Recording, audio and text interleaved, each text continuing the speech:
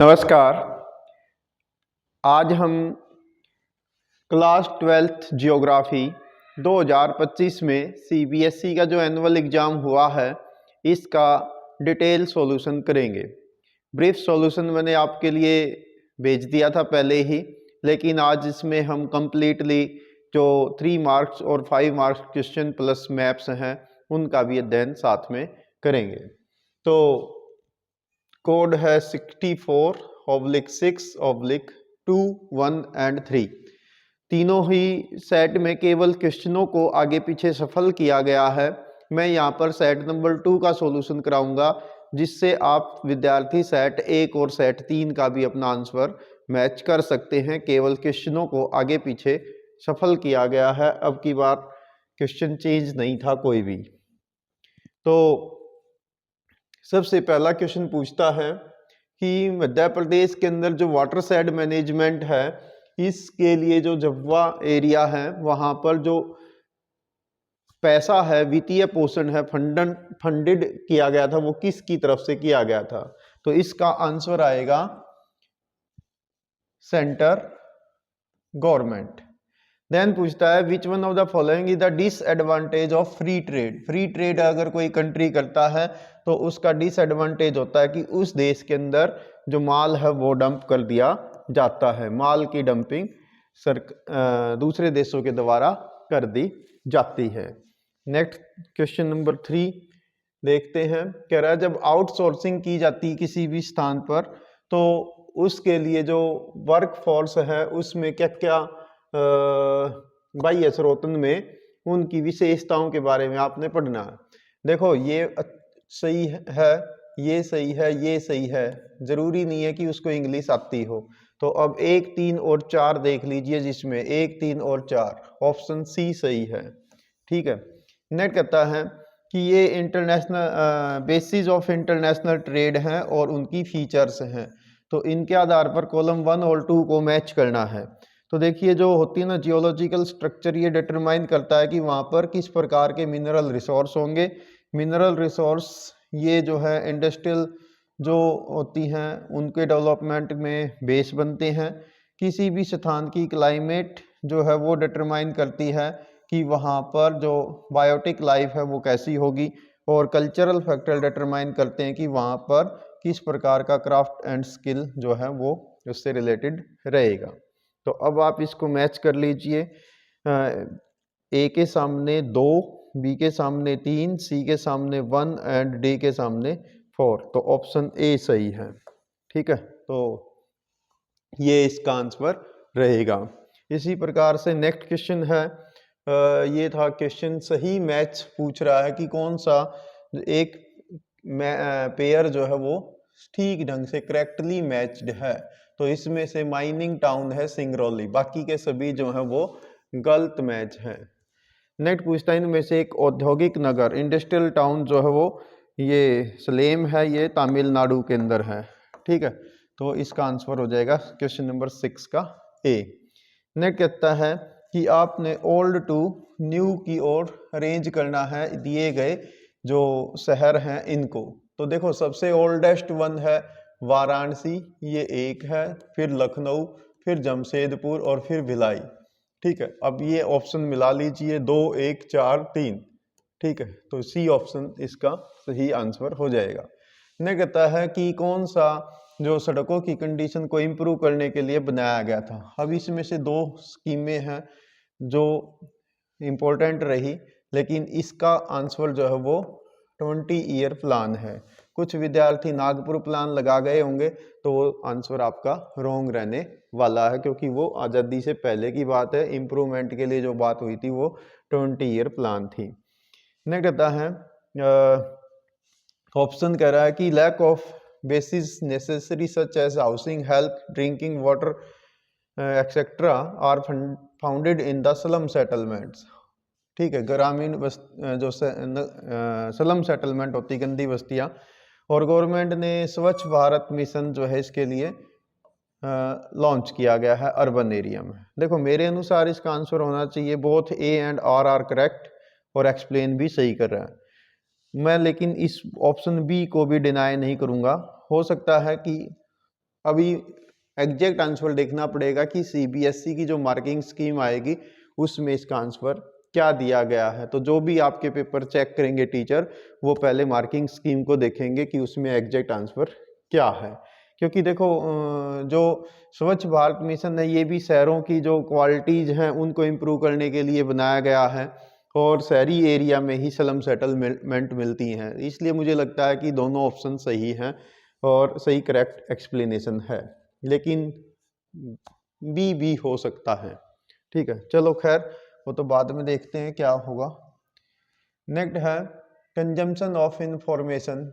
तो ये इसका आंसर आएगा क्वार्टनरी चतुर्थक क्रियाकलाप। ठीक है, मैंने जो क्विक जो इसका की बनाई थी तो उसमें मैंने इसमें तृतीय क्रियाकलाप बोल दिया था, जिसको मैंने एक कमेंट के माध्यम से भी डाल दिया था कि भाई इस क्वेश्चन को आप अपडेट कर ले। इसका सही आंसर क्वार्टनरी एक्टिविटीज आएगा, टर्शियरी एक्टिविटीज नहीं है। तो उसमें मैंने गलती से तृतीय क्रियाकलाप बता दिया था, तो इसको आप इम्प्रूव कर लेंगे। ठीक है, तो इसका सही आंसर है क्वार्टनरी एक्टिविटीज। नेक्स्ट कहता है who among the following consider the increase the freedom of peoples. तो freedom of peoples in the human development का ऑब्जेक्टिव के रूप में वो था अमर्त्य सेन, डॉक्टर अमर्त्य सेन, ये भारत के ही हैं। नेक्स्ट कहता है number of people would increase faster than the food supply. ये कंसेप्ट किसका था? तो ये था थॉमस माल्थस का। पॉपुलेशन से रिलेटेड यही है, एक व्यक्ति है आपके सिलेबस में जिन्होंने कोई कंसेप्ट दिए हैं। नेक्स्ट कहता है आपने ये पढ़ना है कैरेक्टरिस्टिक्स और टर्शियरीज जो तृतीय क्रियाकलाप हैं उनके बारे में।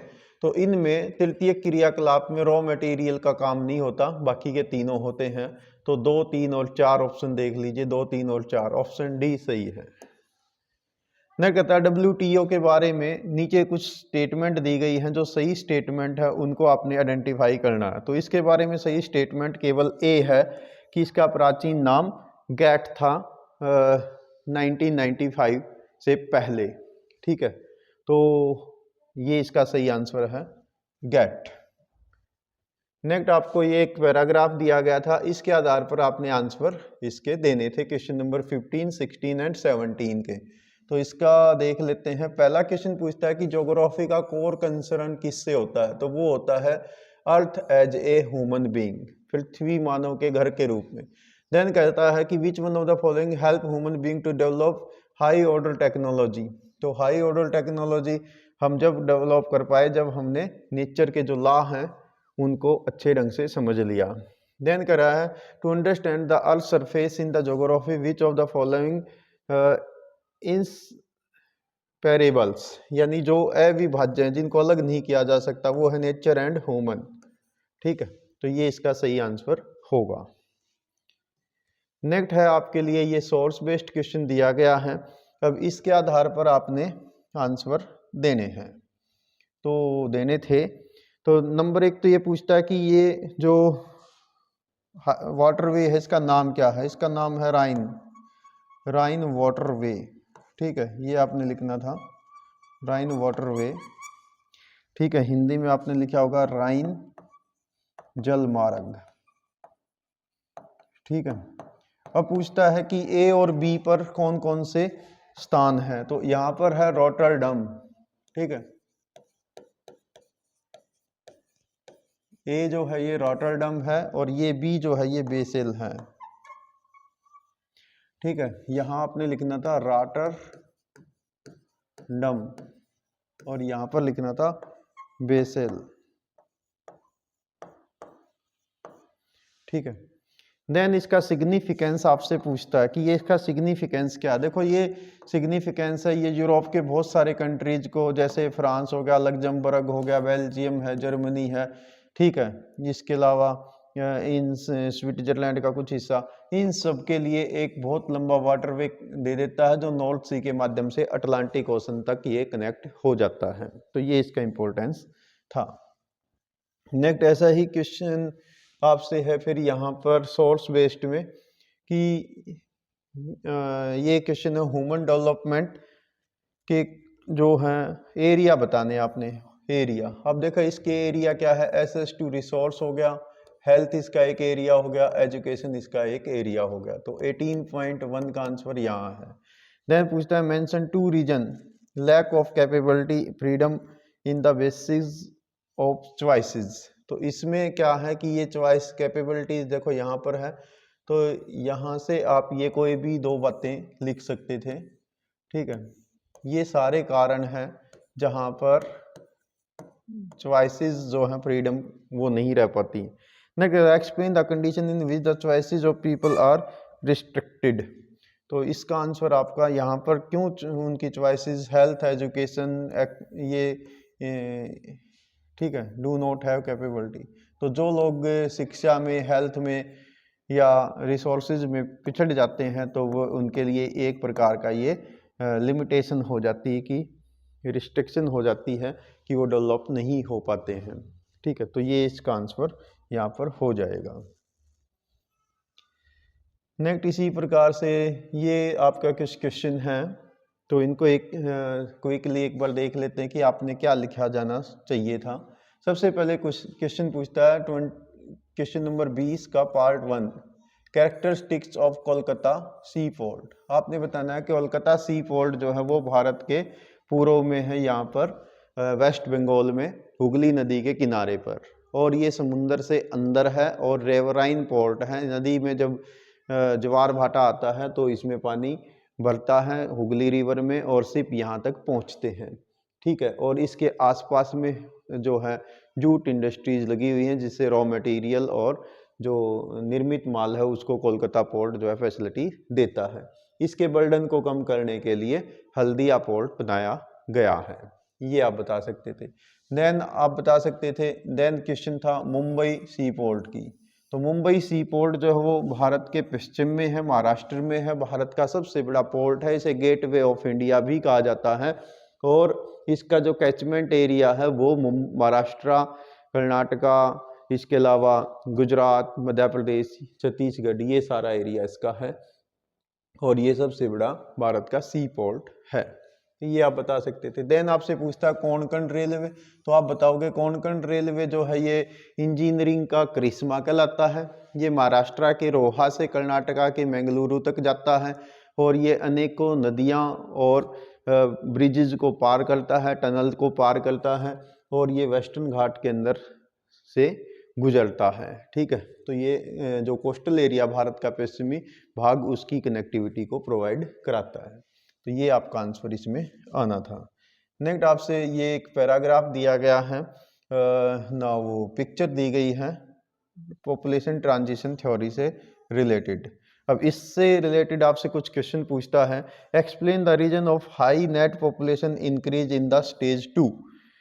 स्टेज 2 के अंदर पॉपुलेशन इंक्रीज होने के पीछे कारण क्या है। तो इसके पीछे कारण क्या होता है कि स्टेज सेकंड में जो कंट्री होती हैं वहाँ पर मेडिकल फैसिलिटी इम्प्रूव हो जाती हैं जिसके कारण से डेथ रेट कंट्रोल हो जाता है बट बर्थ रेट हाई बना रहता है। इस कारण से वहाँ पर पॉपुलेशन एक्सप्लोजन की स्थिति बनी रहती है।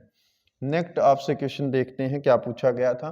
तो नेक्स्ट क्वेश्चन आपसे पूछा गया था कि स्टेज 1 और 3 में आपने अंतर बताना है। तो स्टेज 1 में आपने बताना था कि स्टेज 1 के अंदर बर्थ रेट और डेथ रेट दोनों हाई होती हैं, रिजल्ट जो है वो पॉपुलेशन ग्रोथ का नेगेटिव या नील रहता है, ठीक है, मतलब वो बहुत तेजी से नहीं बढ़ती। थर्ड स्टेज के अंदर क्या होता है कि बर्थ रेट नेगेटिव में चला जाता है, डेथ रेट भी बहुत वो होता है नेगेटिव ही मान लीजिए इसको। तो इसमें ऋणात्मक वृद्धि होती है यानी पॉपुलेशन इंक्रीज इसमें भी नहीं कर पाती है और इसको अंदर बल्कि ह्रासमान होती है, जितनी जनसंख्या की रिक्वायरमेंट रहती है वो भी वहाँ पर जन्म नहीं हो पाते हैं। जैसे यूरोपियन कंट्री, इसका आप एक एग्जांपल दे सकते थे। जिस प्रकार से यूरोप को वृद्धों का महाद्वीप या बूढ़ों का महाद्वीप कहते हैं, तो वो इस थर्ड स्टेज में। देन कहता है describe the socio economic condition of countries in the third stage. जो तीसरे स्टेज में कंट्रीज हैं जैसे यूरोपियन कंट्री हैं उनकी आर्थिक सामाजिक स्थिति का वर्णन आपने करना था। तो आप बताएंगे कि वहाँ का समाज जो है वो एक प्रकार से ऐसा समाज हो गया है जिसमें वृद्ध जनसंख्या ज़्यादा होती है। दूसरा, ये डेवलप्ड कंट्री होते हैं, इसमें एजुकेशन और हेल्थ फैसिलिटीज़ ज़्यादा होती हैं, बर्थ रेट कम होते हैं। तो इस प्रकार की कुछ बातें आप जो भी थी वो लिख सकते थे। जो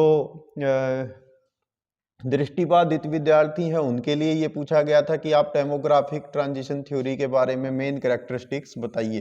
तो ये जितनी बातें अभी हमने ऊपर डिस्कस की हैं, तो वो विद्यार्थी इन सारी बातों को एक साथ कंक्लूजन में लिख सकते थे, तो ये पूरा ही एक्सप्लेन हो जाता।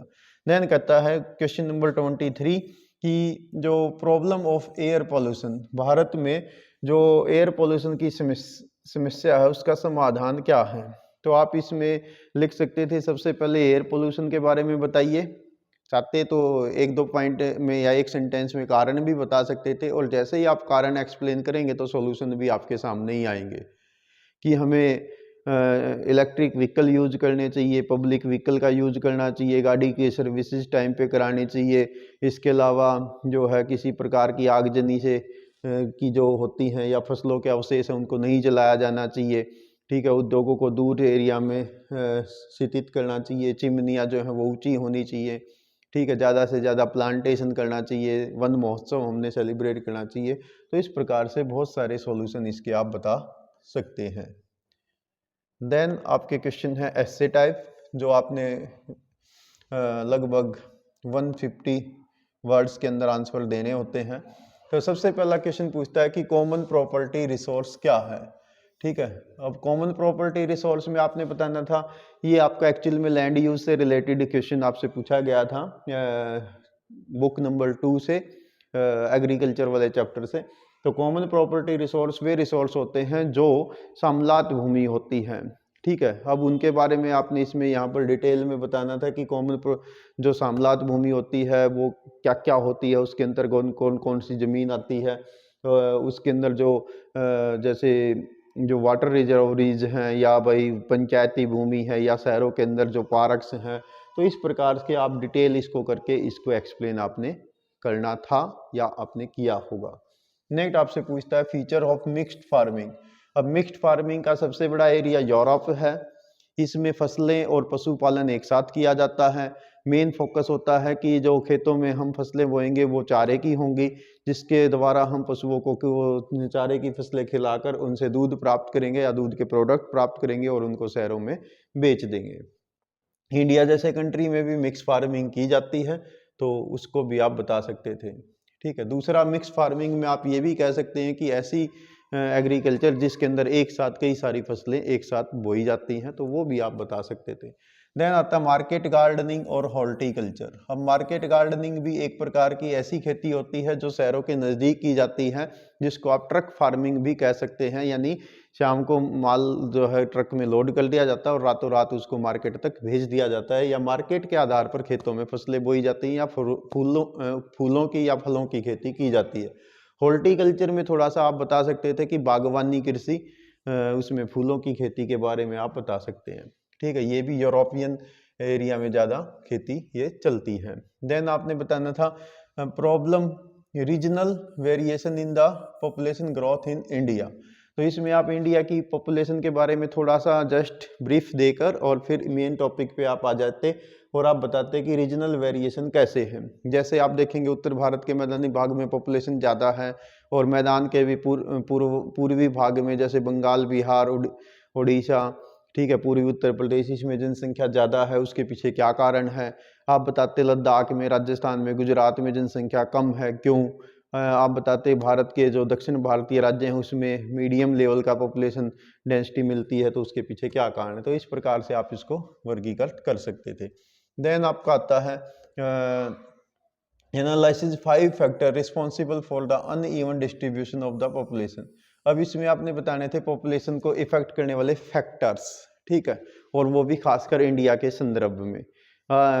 बुक नंबर 1 के चैप्टर नंबर 2 और यहाँ पर जो बुक नंबर 2 है उसके चैप्टर नंबर 1, दोनों को आपने एक प्रकार से मर्ज कर लेना था इस आंसर में। ठीक है, तो वही सारे हैं फैक्टर्स, जैसे भाई अनइवन सरफेस होता है, रिसोर्सेज होते हैं, इसके अलावा वाटर की अवेलेबिलिटी है, क्लाइमेट है, इसके अलावा अर्बनाइजेशन है, ट्रांसपोर्टेशन है, वो सारे फैक्टर्स उनको आपने एक्सप्लेन करना था इंडिया के एग्जाम्पल देते हुए। देन कह रहा है explain any 5 method to prevent the water pollution. पानी की जो जल प्रदूषण है उसको निवारण की कोई 5 विधियां आपने बतानी थी। अब आप इसको 5 पॉइंट में लिख सकते थे। पहले बताइए वाटर पोल्यूशन क्या है, और फिर उसके आप चाहें तो थोड़ा सा 2-4 लाइन में कारण बता सकते हैं, देन सीधा आ जाइए अपने मेन टॉपिक पर कि हम इसका सोल्यूशन कैसे करेंगे। तो नंबर 1, वाटर पोल्यूशन को कंट्रोल करने के लिए हमने जो है पानी को अनट्रीटेड सीधा सीवरेज वाटर को रिवर्स में नहीं छोड़ना चाहिए, पानी का मैक्सिमम यूटिलाइजेशन करना चाहिए। इसके अलावा हमें जो है रिचार्ज वेल बनाने चाहिए। इसके अलावा रेन वाटर हार्वेस्टिंग करनी चाहिए, और पॉपुलेशन को पोल्यूट होने से बचाने के लिए हमें लोगों को अवेयर करना चाहिए। इंडस्ट्रीज़ को भी ये सख्त हिदायत देनी चाहिए या कानूनों को सख्ताई से लागू किया जाना चाहिए कि वो पानी को पोल्यूट कम करें या उसको अनट्रीटेड जो है वो नेचुरल जो वाटर रिसोर्स होते हैं उनमें ना छोड़ें। तो ऐसे बहुत सारे, और फिर कुछ सरकारी जो पॉलिसियां हैं जैसे हरियाली हो गई है। इसके अलावा तमिलनाडु के अंदर कंपलसरी जो बनाया गया है अपना हर घर के अंदर रेन वाटर हार्वेस्टिंग सिस्टम या अरवारी पानी संसद, इनके बारे में भी आप थोड़ा सा बता सकते थे कि वो किस प्रकार से वाटर पॉल्यूशन को कंट्रोल करने में मदद कर रहे हैं। देन क्वेश्चन पूछा है main characteristic of water shade management. अब इसमें वही आ गया हरियाली, अरवारी पानी संसद और ये आपका नीरू मीरू, इनके बारे में आप एक्सप्लेन कर सकते थे और उसकी मेन विशेषताएं बता सकते थे कि वाटर शेड मैनेजमेंट क्या होता है और इसकी ज़रूरत हमें क्यों है। देन आप बताइए कि industries maximise profit by reducing cost. तो जो फैक्ट्रियां होती हैं वो किस प्रकार से अपना अधिकतम लाभ कमाती हैं कॉस्ट को कम करके, तो इसके बारे में आपने डिटेल बताना था। ठीक है, तो इंडस्ट्रीज के बारे में आप इस कुछ पॉइंट में भी दे सकते थे, कुछ एग्जाम्पल दे सकते थे। जैसे एक एग्जाम्पल ये दे सकते थे कि जैसे यूरोपियन कंट्रियां जो पहले वहीं पर माल अपना बनाती थी, बट अब वो अफ्रीका जैसी कंट्रीज के अंदर ही फैक्ट्रियों को शिफ्ट कर रही हैं और वहाँ से ही ताकि निर्मित माल को ही सीधा मार्केट में वो एक्सपोर्ट कर पाएँ। तो इस प्रकार से कुछ क्वेश्चन आपने अपनी जो NCERT की पाठ्य पुस्तक है उसके आधार पर आपने दिए होंगे, ऐसा इसमें दिया जाना चाहिए था। ठीक है, आप इसको पैराग्राफ में बना सकते थे या आप चाहें तो पॉइंट में भी इसको एक्सप्लेन कर सकते थे। देन आपसे पूछता है रॉ मटेरियल के आधार पर। अब रॉ मटेरियल के आधार पर आप बताते कि उद्योगों का जो सोर्स है वो क्या है, रॉ मटेरियल का सोर्स क्या है। अब जैसे मिनरल बेस्ड इंडस्ट्रीज हो सकती हैं, वो फॉरेस्ट बेस्ड इंडस्ट्रीज हो सकती हैं, या वो जैसे एनिमल बेस्ड इंडस्ट्रीज हो सकती हैं। तो ये सारी की सारी उनको रॉ मटेरियल कहाँ कहाँ से मिल रहा है उसके सोर्स के आधार पर आप इन इंडस्ट्रीज को क्लासीफाई आपने करना था विद एग्जाम्पल्स। तो ये आपका इसमें रहने वाला है। तो ये था। इसके अलावा जैसे वर्ल्ड का मैप है, तो वो मैप तो आपने पेपर में बांध दिया होगा, वो तो मेरे पास भी अवेलेबल नहीं है, वो तो जब बाद में ही आपको शेयर किया जाएगा जब CBSE अवेलेबल करा देगी बाद में आपका। तो मैं कुछ अंदाजे से बता देता हूँ कि शायद मैप पर कहाँ कहाँ निशान लगे होंगे। तो देखो, मैं जो दृष्टिबाधित विद्यार्थी उनके लिए ये क्वेश्चन दूसरे ढंग से पूछे जाते हैं, तो वो लगभग आपके ऊपर वाले जो मैप पर लेबल करने के लिए आपसे पूछता है वहाँ पर ही लगभग होते हैं, तो उस आधार पर शायद। तो सबसे पहले नॉर्थ अमेरिका में कॉमर्शियल ग्रेन फार्मिंग का एरिया प्रेरीज था।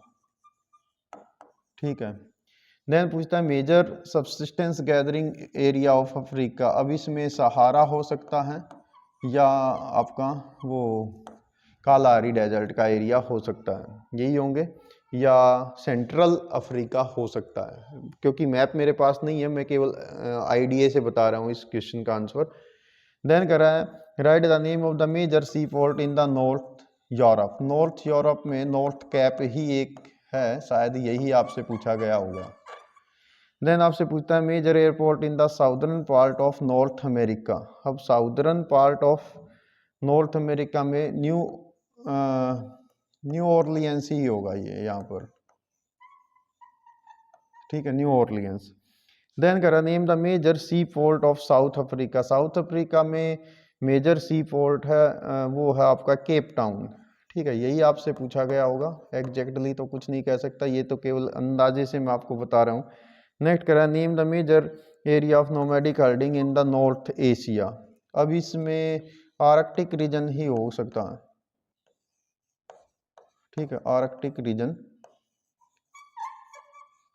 देन इजिप्ट में जो कैनाल है वो, तो उसका जो फिक्स आंसर है स्वेज आएगी यहाँ पर, तो ठीक है। तो ये था। नेक्स्ट आपसे जो पूछे गए थे इंडिया के, ठीक है, तो इंडिया के जो आपसे पूछे गए हैं इसमें कह रहा है the state leading in the cotton production, ठीक है। मैं यहाँ पर आपको आंसर लिख देता हूँ, शायद ये होंगे। इसका आंसर आना था गुजरात। गुजरात आपने बताना था, गुजरात। देन छत्तीसगढ़ के अंदर ये आएगी बेलाडिला। देन आपसे पूछता था मेजर पोर्ट, मारमा गांव आएगा। मारमा गांव है गुजरात में। अब एयरपोर्ट है गांधीनगर है,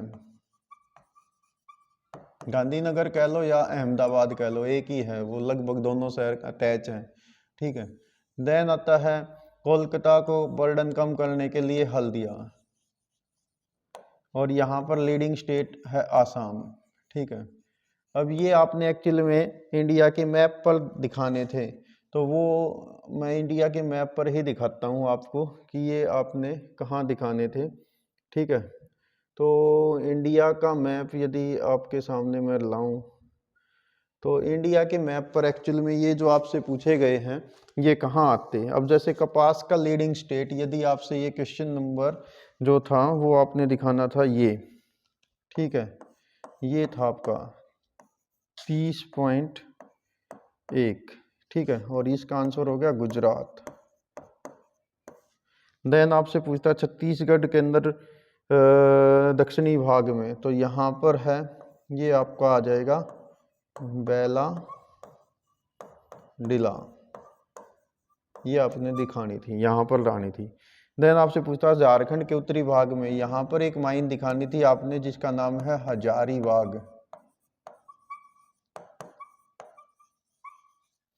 ये आपका क्वेश्चन था 30.3, ये था 30.2।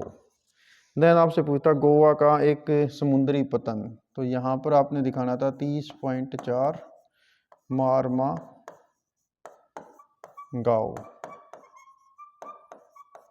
देन आपसे पूछता है गुजरात का एक इंटरनेशनल एयरपोर्ट, यहाँ पर था, ठीक है, तो ये है 30.5 अहमदाबाद लिखिए